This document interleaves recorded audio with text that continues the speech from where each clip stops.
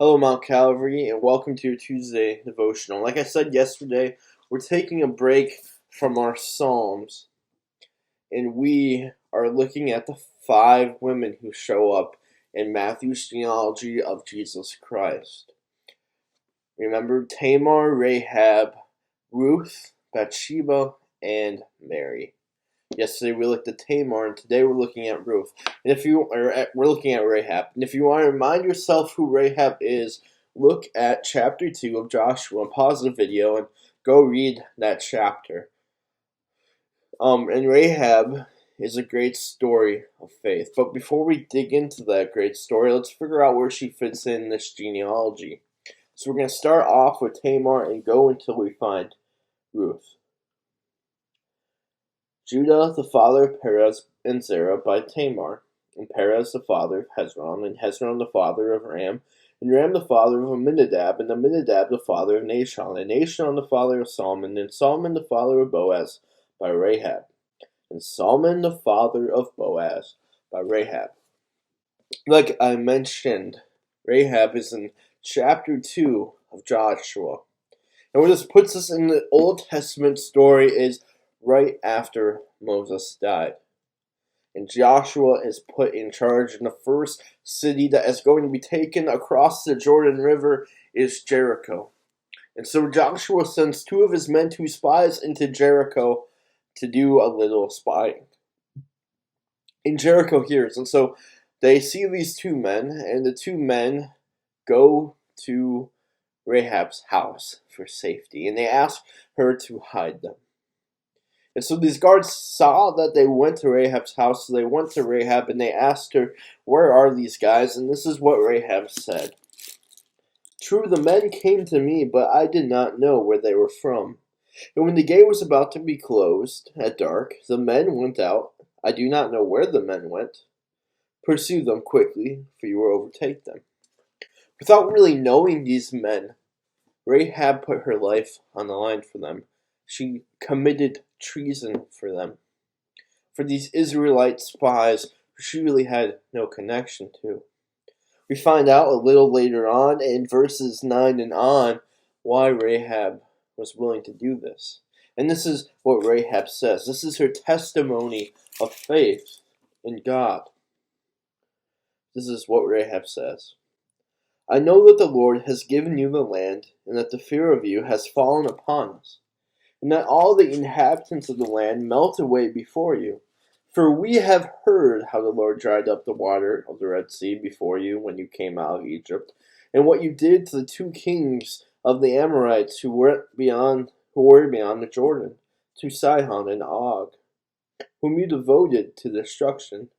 And as soon as we heard it, our hearts melted, and there was no spirit left in any man because of you. For the Lord your God, He is God in the heavens above and on the earth beneath. Now then, please swear to me by the Lord that as I have dealt kindly with you, you also will do kindly with my father's house. And give me a sure sign that you will save alive my father and my mother, my brothers and sisters, and all who belong to them, and deliver our lives from death." And the men said to her, "Our life for yours, even to death, if you do not tell this business of ours. And when the Lord gives us the land, we will deal kindly and faithfully with you." And so Rahab helps these 2 spies get out, and they go and they hide in the mountains for 3 days before they go back and report to Joshua. And as we all know from Sunday school, and probably specifically from VeggieTales for a lot of us, the Israelites will come and they will take Jericho. They will march around the city for 7 days. The first 6 absolutely quiet. The 7th day make a loud noise and shout in unison. And the city walls will crumble, and they will take Jericho. And when they take Jericho, though, they save one family. They save all those who were in Rahab's home, and they spare their lives. And in fact, in Joshua chapter 6, we hear this. "But Rahab, the prostitute, and her father's household, and all who belonged to her, Joshua saved alive." And she has lived in Israel to this day because she hid the messengers from whom Joshua sent to spy out Jericho. Rahab was an outsider.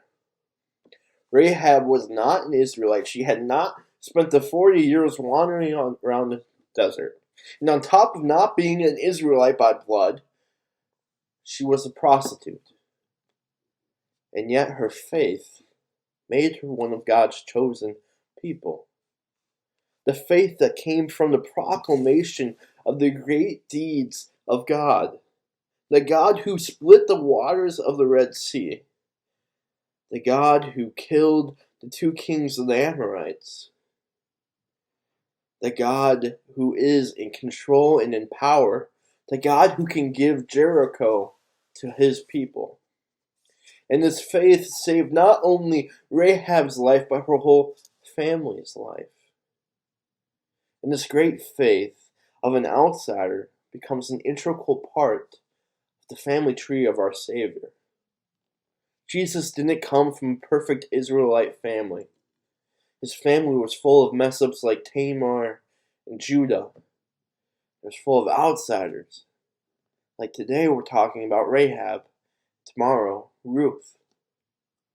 And Jesus came not only for his people, but for those who he came for his people, to be clear, but the people who are his are not by blood. The people that are his are through faith. The faith in the true triune God, who is in complete control and power, and who gives the Spirit through his word proclaimed, and who has redeemed us through his Son, born of a broken family, yet living a perfect life for you and for me, so that we might have life in him.